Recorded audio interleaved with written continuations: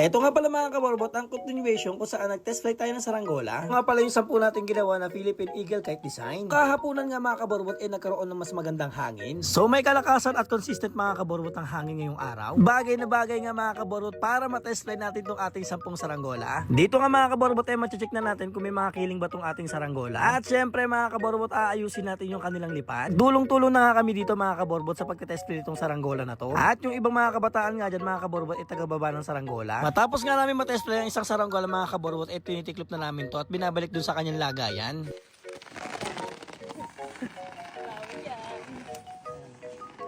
Sa hangin.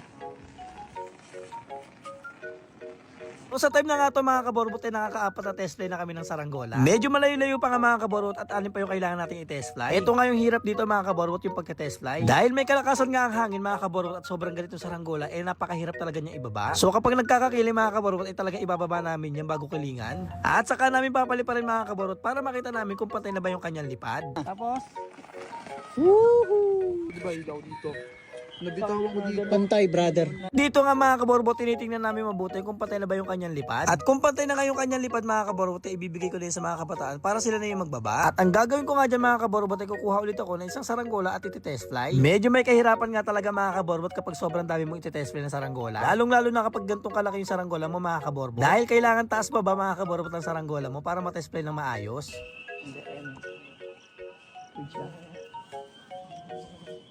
Yan nga ay maririnig yung mga kaborbot kung gano'ng kalakas ba talaga yung hangin ngayong araw. At sa sobrang lakas nga ng hangin mga kaborbot sumisipol na yung ating tali. At sa time nga na to mga kaborbot kita-kita natin na pantay na talaga yung lipad ng saranggola. At ipapababa na nga natin to mga kaborbot sa mga kabataan para makapag-test fly ulit tayo ng isa pa.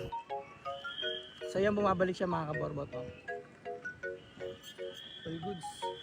Nice. Tara, let's go.